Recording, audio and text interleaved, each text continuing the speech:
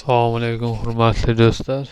Bugun sizlarga mana bu Telegram gruppamizdan kelgan, ya'ni Telegram gruppamizdan kelgan yuz chizmasini ko'rsatishga harakat qilaman. Ya'ni razmerlarni. Do'stlar, Telegram nomerimni so'raganlar, har bir videoning tagida Telegram gruppamning ссылкасы bor. Одноклассник'da ссылкасы bor. Kontakt ссылкасы bor. Facebook, Instagramlar ссылкасы bor. Do'stlar, agar biron bir savollaring, muammolaring bo'lsa, qo'ldan kelgancha yordam beraman. O'sha videoning tagida ссылкani bossalar, Telegramga yo Одноклассник va hokazo boshqalarda orqali bemalol o'qishlaring mumkin. Xullas boshladik. Men bu uyni razmerlarini 18 ga 12 qilib bering degan uchun 18 ga 12 qildim. Lekin mana bu hovlilarni razmerlarini chiqarganim yo'q, chunki hammani hovlisi har xil. Masalan, 20 ga 36 sotixli uylar bor. 20 ga 20 lar bor va hokazo. Sotixli yerlar bor, balki bundan ham kattalari bor. Bir xillarda 20 ga 50 shunaqa o'lchamdagilar bor. 15 ga boshqa o'lchamda sotixli yerlar bor. Shuning uchun men bu yerni hisoblab o'tirmadim. Agar o'ziga bog'liq, xullas aytganda. Xullas do'stlar, boshlaganimizda bu yerda bitta xona, ikkita xona, uchta xona, to'rtta xona, beshta xona va men bu tapchan desam bo'ladi, adashmasam. Ya'ni yozuvlari xirra, men aniqlashtira olmadim. Qanday bo'lsa shu bo'yicha razmerlarni qo'yib chizib berishga harakat qildim. Qolganlari o'zlarini qo'llaringda, ya'ni qaysi xonani deydiki, bolalar xonasi, qaysi bir mehmonxonasi, qayerda dushovoy, qayerda garderob, qayerda oshxona qilishlarini qo'ysizlar qo'llaringda. Xullas do'stlar, boshladik.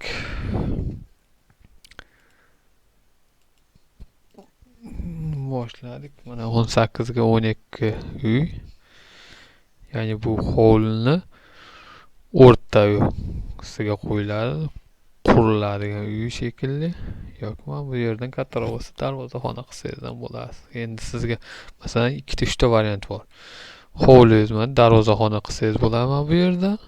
Hovlining oxirida bizda o'zbeklar ko'pincha ko'chaga bo'yiga uy qurishadi. Ruslar Yevropada esa ko'chadan 5 metr, 4 metr joy qoldirib ichkariga uy qurishadi. Чтобы yo'ldagi shovqin ichkariga yetib kelmasligi uchun. Xohlasangiz agar bunaqasiga qursangiz ham bo'ladi. Ya'ni bu yerda darvozaxona qo'yasiz, darvozaxonadan kelasiz, bemalol kirib bu yoqqa kirib ketaverasiz. Yoki maytdan eshik qilib qo'yasiz, oshxonami, biron bir xona qilsangiz oshxonadan tikka bu yoqqa o'tadigan. Bu yerdan bitta eshik oshxonadan ichkariga kiradigan yo'l ham bor. Mana ko'rib turganingizdek katta panorama oyna qo'yilgan, ya'ni bu yerga. Ular do'stlar, boshladik. Darvozadan kirib kelamiz. To'g'rida uy ko'rinib turibdi. Bismillahirrohmanirrohim deb boshlaymiz. Kirganimizda, ya'ni zinaning joyi mana bu yer. Ya'ni qarang, zinani 2ta stupenka qilsangiz ham, 3ta stupenka qilsangiz ham bo'ladi. Endi fundament 40 qanday uzunlikka ko'tarishingizga bog'liq. Shunga qarab mana qilishaverasiz. Ya'ni fundamentda eni, oyoq qo'yiladigan joyi 30 bo'ladi, balandligi 20 sm bo'ladi. Shunga qarab ko'taraverasiz. Zinadan chiqqanimizda joy bo'ladi, baribir oyoq kiyim yechgani. Ya'ni 80 sm qoldirdim. Xohlasangiz bir qilsangiz bo'ladi. Bu yoqqa kirganimizda fundament mayog'ida 40 qo'yib qoldirganman men.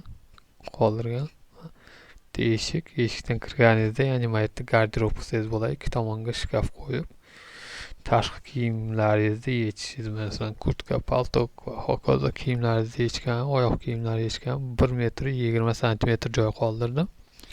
Bu yerdan o'tganimizda yana 40 fundament urilgan, ya'ni devorga. Xohlasangiz siz urmasangiz ham bo'ladi. Ma'qul kelsa uring, emasam ko'taring, emasam ko'tarmasangiz ham bo'ladi. Xullas, bu yoqda katta arka bor, eshik emas, arka. Arkadan kirganimizda 4 metr 10 sm uzunlikdagi, ya'ni mana bu fundamentgacha bo'lgan hovlimiz bor. Eni esa 2,5 metr o'lchamdagi holni ko'ramiz. Biz boshlasak bunday kirib o'ng tomondan boshlaymiz. O'ng tomondan boshlaganimizda bitta xona.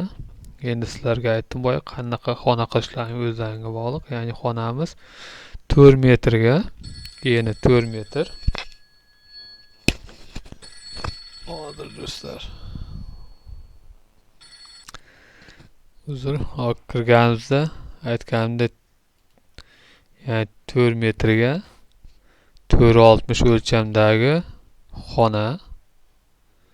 Ya'ni buyog'i shestigranlik yoki yumaloq qilsangiz ham bo'ladi. Shestigranlik qiladigan bo'lsangiz, men yerda ozgina joychalar qolgan, ko'rgan bo'lsangiz, buni ham videolarim ko'rsangiz, ya'ni ko'rsatilgan 4 metrga mana shestigranlik qanday qo'yilishi. Hozir sizlarga iloji boricha ko'rsatib beraman.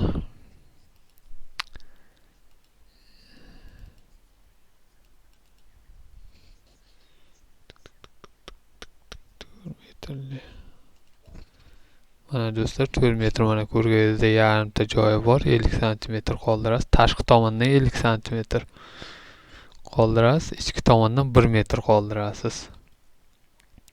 Tushuntira oldimmi? Tashqi tomondan 50 cm, ya'ni mana ko'ryapsizmi, mana ichki tomoni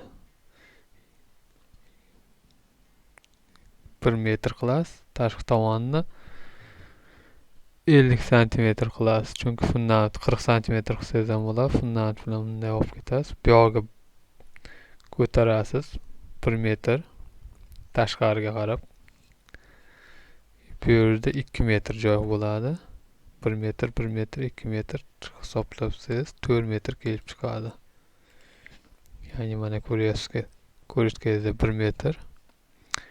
Bu yoqdan bundaqasiga ko'targanimizda 1 metr qoladi. Shunda mana bundaqasiga olsak 1,5 keladi. 2 metr tashqari tomondan, ichkari tomondan 1 metr, 4 metr kelib chiqadi. Do'stlar.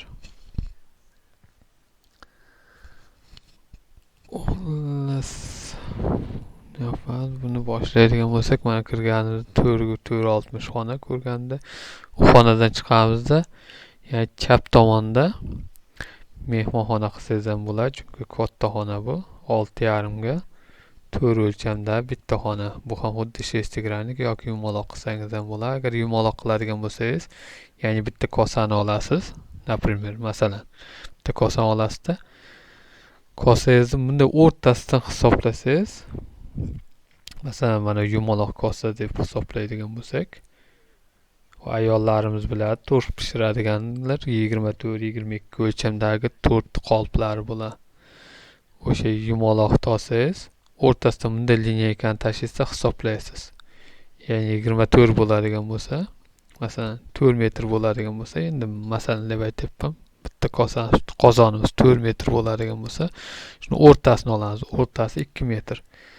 2 metr qarang. Strelkada maktabda chizmachilik chizgan bo'lsa, strelkani qo'yasiz, 2 metr bu yoqqa qo'ysangiz, 2 metrni bundaqasiga aylantirsangiz, bu yerga ham 2 metr kelib chiqadi. Bu yerga ham 2 metr kelib chiqadi. Shunaqa do'stlar. Tushuntira oldim degan umiddaman buni. Ya'ni 4 metrga 6,5 xona. U xonadan chiqqaningizda, hovlimiz oxiriga borganingizda, ya'ni o'ng tomonga burilsak, chap tomondan boshlaylik, bitta xona bor. Uzun hol ko'ramiz. Holimiz 13.7, 13.7 o'lchami do'stlar. Mana bu devordan, ya'ni mana bu devordan mana shu devorgacha o'lchamdagi 13.7 o'lchamda. Devor kirganingizda o'ng tomonda bitta xona bor. 3 ga 3,5 o'lchamda bitta xona. Bu yerdan chiqsak yana bitta xona bor. Bu ham xuddi shu 3 ga 3 o'lchamdagi xona, 3,5 ga 3 o'lchamdagi xona. Bu yoqdan chiqsak yana bitta xuddi shunday xona, 3 ga 3,5 o'lchamdagi xona. Ya'ni umumiy aytganda uchala xona ham bir xil o'lchamdagi xona do'stlar. Mana bu uchalasini o'lchamiga kelib chiqib, bular kelib chiqadi do'stlar. Qanday bir xil do'stlarim so'raydi, qanday nimalarga e'tibor berish kerak deydi. Masalan, qarang. 3,5 da 3,5 qo'shamiz, 10,5 bo'lyapti. 10,5 ga 3 ta fundament qo'shamiz. 3 ta fundament qo'shganimizda hisoblang, 10,5 ga Hammamizni qo'shganimizda 3 tani. Men sizlarga kalkulyatorda hisoblab beraman. Ya'ni qarang.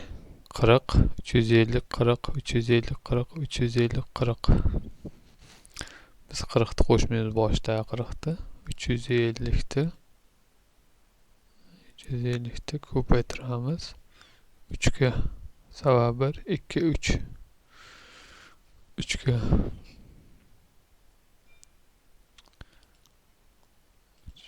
50 ni ko'paytiramiz 3 ga. Barobar 150. Endi 40, 40, 40 3 ta fundament qo'shamiz. Qo'shamiz 120 ni barobar 17 11.70. Ya'ni 11.70 deganimiz mana bu hovlimizdan mana shu devorgacha 11.70, 2 metr qo'shilgani uchun 13.70 kelib chiqyapti. Endi qarang do'stlar, bundan ayiramiz. Ya'ni bular bundan chiqqani uchun bundan ayiramiz. Qarang 4 metr, 4 metr, ikkita 4 metrli xona ko'ryapsizmi? Ya'ni 800 santimetr bo'ladi. 800 santimetr barobar 370 qolyapti. Shunda 370 dan 2,5 da ayirib tashlaymiz. Ya'ni hovlimizda 250 santimetr da ayirib tashsak 370 dan ayiramiz 250 da.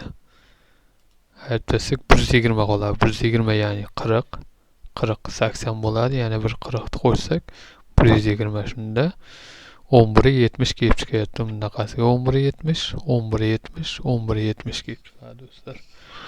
Shunda bunaqasigalar hisoblasalaring ham xuddi shu hisob kitoblar kelib chiqadi do'stlar. Hammasi 12 metr. Bunaqasiga 12 metr do'stlar. O'zgarish yo'q, 12 metr. Mana bu 1.3 degani bu hovlimizning eni. 1 metr 30 santimetr hovlimizning eni. Bo'ldi, agar siz kengroq qilaman desangiz, ya'ni 70 santimetr qo'shib 2 metr qo'shsangiz bo'ladi. Shunda mana 2,5 emas, 320 hisob kelib chiqadi. Shunaqa do'stlar. Endi u yerdan chiqib bular xonalarni tushuntiradigan bo'lsam, oshxonalarda ya'ni xona ayvon yoki ayvon qilsangiz ham bo'ladi, boshqa xullas 550 ga 3,5 o'lchamdagi xona, ya'ni 550 bu devordan bu devorgacha kelib chiqadi 550. Bu yog'i 3,5. Bu yerda panorama eshik bilan oyna qo'yasiz, kattaroq yorug' tushadi. U yerdan chiqib bu xonaga kiradigan bo'lsak, bu xonani bilmadim, xira yozilganligi uchun. Faqat o'lchamlarni chizib berishga harakat qildim. Ya'ni 220 eni. Bunaqasiga esa 310. Ya'ni mana ko'rsatib qo'yganman 310. Bu yoqdan chiqqanimizda bu tomonda bitta xona bor, ya'ni 1,5 ga bo'yi. Eni 4 metr o'lchamdagi garderobmi, bilmadim bunisi nimaligini. Bu yoqdan chiqqanimizda bitta kattaroq xona bor, ya'ni 2,5 ga 310 o'lchamdagi xona. Bu xona bunday bo'yiga o'lchamdagi razmerlari mana bular. Mana bu ko'rib turganlaringda mana oq korobkaning ichiga olib qo'yganlarim bu umumiy o'lchamlari. Bu yerdan chiqqanimizda yana bitta xona bor, 180 ga 310 o'lchamdagi xona. Ya'ni hammom shekilli bu. Yoki garderobmi, bilmadim, tushunmadim.